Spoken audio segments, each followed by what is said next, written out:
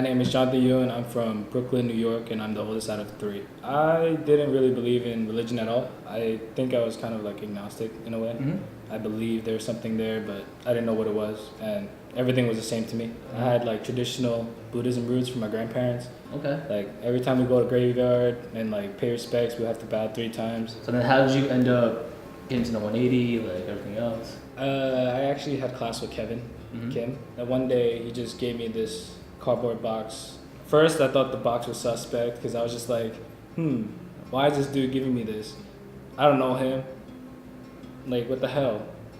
And he just like called me up one day and be like, yo, where you at? And he just gave it to me out of nowhere. What was in the box, dude?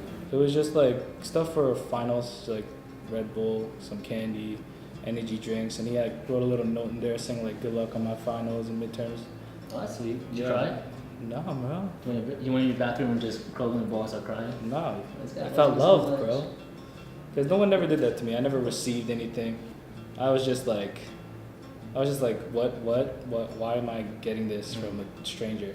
And then one Sunday, he's like, yo, come out, like, yo, you down to come to sermon? And I was like, I'm free this Sunday, why not? So I don't know if you know, but like when I first met you, you were just an annoying little meatball. Like you couldn't speak well. You had these like sporadic thoughts. You dressed like you went to the gym every day and you did it. And honestly, it took a lot for me to be like, hey man, what's up? It took a lot for me, you know, the power of God had to just convict me, and I had to walk those 2 steps and like, hey dude, welcome to church.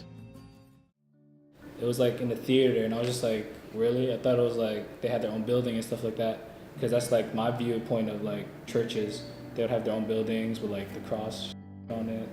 It was very friendly. Everyone just said hi to me, and I was like, I don't know you people, but hi. And like everyone was just like very, like they got really close, and they're like, I was just like kind of confused. I was like, is this really a church? Like, why are they talking to me? Because I didn't want to deal with people. Yeah, I thought I was going into a cult at first. But you still stayed, even though it was a cult. I still stayed, but I thought it was a cult. And then later on, when people started actually caring about, like, when they said hi to me, I was just like, all right, it was actually sincere. Okay. Because they said it with a smile, with like emotions, not just like, hey, how are you? Like, just like a robot kind of thing. You got to do this. Like, you got to come because for Jesus. That was my first thought of like what Christianity was. But when I came to this church, they accepted me for like who I am. The first sermon I went to, it was just like about love. I was going through a breakup, like low-key depressed, you know. Did you feel like it was resonating a certain way? Do you remember what it was talking about? Do you remember the theme that Dr. Sammy spoke about? Well, I might be butchering it a little bit, but he said that when you have love, it's awesome, but once you lose it, it freaking sucks. It felt like like Dr. Sammy was talking right to me. I felt like it was a coincidence that it happened right after I talked to you, and it felt weird because I was like, yo, this is suspect. It hit you like every week, like? Yeah, about every week it talked, like the topic that he talks about is just things that are going on with my life and things that I shared with you.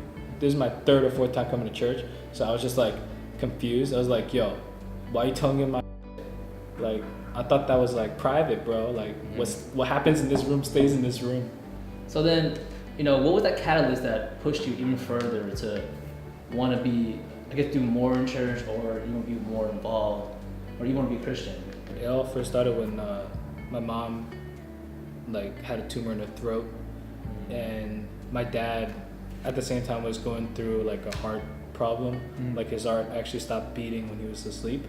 He had like sleep apnea, so he stopped breathing. So at that time I was like really vulnerable, and I just had to give it all in. Like I just had to do something. So I just prayed. And then after that prayer, like an hour later, my dad had a checkup for his heart and found out he was completely fine. Yeah, his heart was 100% functioning. And then my mom successfully went through chemo, so she just has a net scar on her neck, but she's completely fine now, so both of them are healthy. In the beginning, I was just like, is he really real? Is he really out there? Is there really that person out there listening to what I'm saying? And then after that crisis with my dad and my mom, I figured out that he was real. After a couple months, after like the first sermons, I told them, I was like, yeah, I'm gonna go to church. Okay. And then I actually had a conversation with them saying like, yeah, I might be a Christian. I don't know yet. So they just gave me a talk and they were like, oh, you can believe what you believe in. We're not gonna stop you. Just don't tell your brothers what you believe in. Like don't let them into your cult. And my dad would joke around saying that 180 is a cult. So what was that culminating moment for you when you're like, this is what I need, like this is a place where I should be? That day was crazy. You used to just hit me up, play basketball. You asked me these weird questions about where I was, the house analogy.